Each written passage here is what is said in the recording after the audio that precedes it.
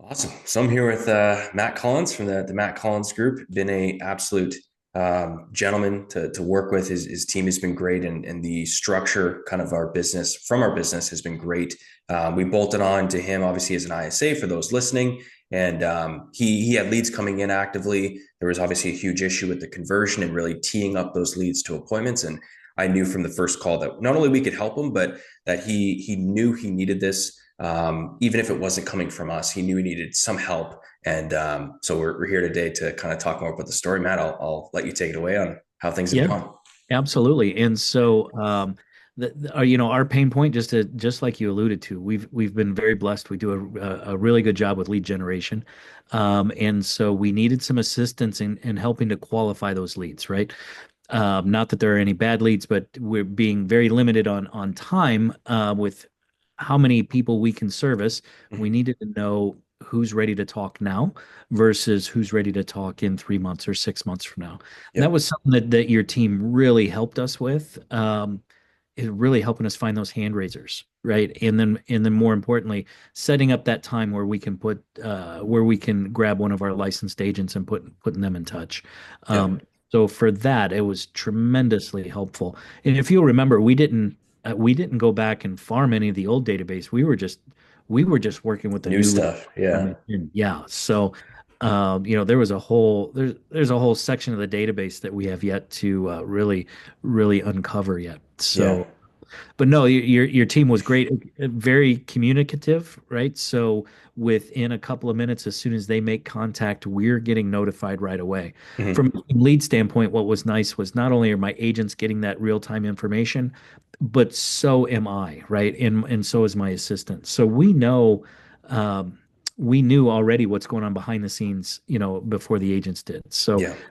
it worked out really well. Super impressed with just the tenacity and the follow up that you and your team did. The communication worked. I mean, for those appointments that were set, and maybe we had a no show, we were Mhm. able to easily kick it back from your team and just continue the nurturing, right? Continue to get them back on the horse and get something scheduled again. So I thought the communication worked really well. Yeah. Getting started, we were using a different CRM than what you were accustomed to, but we were able to quickly work through that and overcome that challenge. So The yeah, integration was great. I remember from day one, you saying, "Yep, we've got new leads coming in. You know, it's no problem if you don't want to," because we were using Follow Up Boss, and I know you guys yeah, were on that platform and a different platform, and we were like, "Oh, you know what? We could still make this work." And I think for those listening, I'm going to ask, what you recommend to newer agents, but right off the rip, Matt was like very optimistic. I think as of recording this, it's actually January 2025. So the market is nowhere near what it was maybe in January of 2021, or sometimes even a little bit early 2022, where things are just peaking and peaking. It's slower. There's no hiding that fact. But Matt could have done one of either things, and one was sulk and kind of say market's slow. I'm turning off ad spend. The leads suck or whatever, which I've heard from other agents before. Or what I'm trying to instill in people, and you had this self instilled, was just no, like we're doubling down. Like I want to scale this thing as quickly, or not as quickly, but as solidly as I can. I want more leads. My team needs more appointments. I need to keep everyone fed. And it's just a testament to being a leader and to wanting more. So that's something that I really want people to take away is Matt had a good foundation before even working with us. And I think a lot of people almost want to, as cheesy as it sounds, get rich quick off these leads. They want a deal done in 30 days. And it's just like, there's no chance ever that even 90 days, there's just not a point in doing this if you're just going to have that unfortunate, short-sighted of a vision, if you yeah. will. No, So absolutely. Now that's not to say that you won't find a bluebird here every once in a while, right? exactly. But I would say this solution is best targeted to help augment, right? It's not meant to replace, but it is definitely help to Supplement almost, yeah, if you will. Yeah. supplement. Yeah. It's a way that you can start to scale and start to make your business a little more predictable, Yeah. and still maintain very cost effective, I might add. I was super happy with that. Yeah. So no, the solution definitely is not a get rich quick, right? We've learned there's been a lot of agents that have learned over these last 12 or 18 months that this is not a get rich quick plan, right? Exactly. So yeah, Oh, that's that's sweet. but you have to be consistent.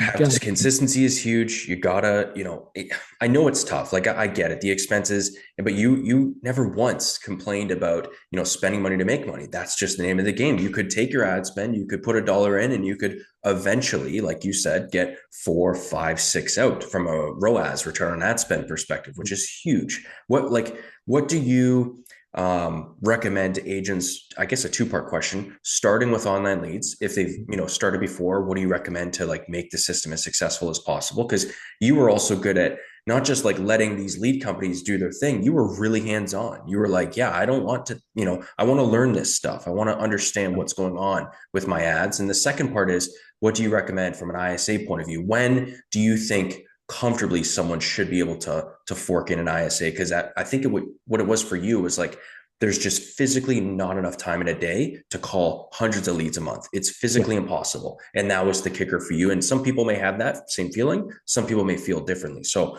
I'll let you I know it's a little bit loaded, but just a No, couple answers. no, I don't think so. I would say that the time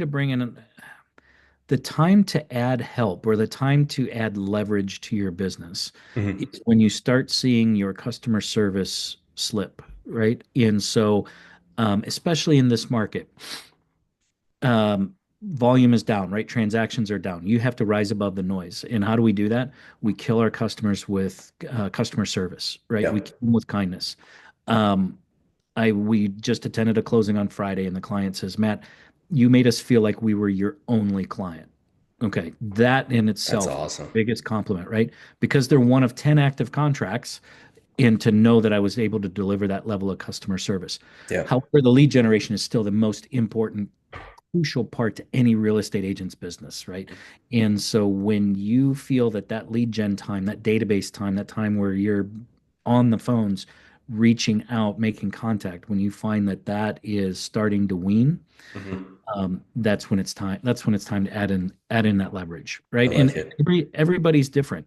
Um, it could be, that could be at 100 new leads a month. That could be at 50 new leads a month. Yeah. Whatever it is, because the lead gen is the most crucial part of our business, right? Yeah. That's if you can get that consistency down, you'll stop that roller coaster of real estate that everybody talks about, right? I'm rich, I'm poor, I'm rich, I'm poor.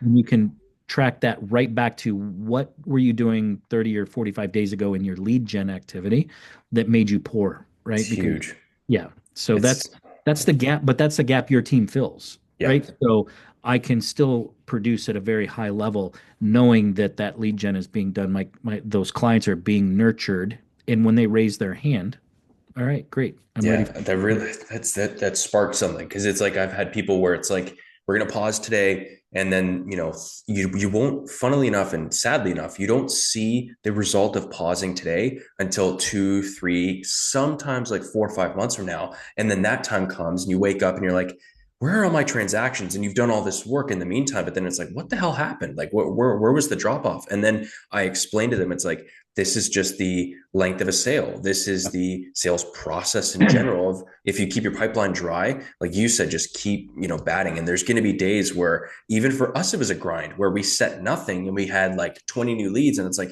how did we get absolutely nothing from 20 new leads? And then the next day we get maybe 8, but we're booking 3 appointments. Yeah, It's very strange. Even sometimes it baffles my mind, but I know for a fact that at the end of the day, it's just law of averages. And it's like the more times you say swing, you're going to bat out and you're going to be able to hit that home run. And that home run could be a $10,000 commission check. It could just be even a basic buyer appointment. It doesn't really matter, right? But just right. some type of win, just keep that pipeline full. So that's huge for a lot of people listening. If you're on the fence about this kind of stuff, just if you're not going to make the calls yourself, at least offload it to someone who will, because you're going to need, people. And I know it's a grind, sitting there for 2, 3 hours a day, making phone calls, sometimes more. It's not easy. But nothing's really easy. And it's just a matter of what you want to take on. Yeah. So, And that's it, right? Like I said, consistency key. Your mhm. team provided that consistency, Yeah, right? So as agents, we always get busy. I'll be honest with you, it is 15 degrees here in Southwest Ohio. I am Mhm. not want to be in the office right now. I'm Yeah. just ready to go home and sit in front of the fireplace and just veg out for a little while. Yeah. Yeah. And those days where I feel like checking out, right, or whatever it is, your team is what provided that consistency to keep the lead flow coming, right? So in Yeah. 60, 90 days, even if I did take a couple weeks off here or there, my business doesn't suffer because of it. I like the last analogy. The last thing I'll say, and it's an analogy. It's so cheesy, but it's like the gym. Like there's been days where I physically just no amount of energy is going to make me get out, but then I just kind of trick myself and be like, man, I do not want to go today. But Yep. then what happens is, has there ever been? I asked myself, has there ever been a moment where I step out of the gym? I'm done with it, and I said, man, I really wish I didn't go today. Right. Absolutely not. Every time that that happens and I just go and then I leave, I walk out that door and that breeze kind of hits my face where I'm at in Canada. It's really freezing. I feel great. And I'm like, Right. holy crap. Like this is like, it's almost energetic. So there's always going to be times where you don't really feel like doing whatever it is that's on your to-do list, personal or business or whatnot, or both. But Yeah. every time you're done with it, it feels so satisfying, I would say. Absolutely. Yeah. That's the So difference between motivation and discipline. yes, exactly. I was just going to say that it's like perfect point because you're going to have these spurts of motivation, but you're not always going to have spurts of random discipline, and you need to like double down on that. You need both. So Absolutely. no, Yeah. that's really good. I appreciate that. Thanks again, Matt. For anyone listening, thank you for viewing, and we'll talk to you soon. All right.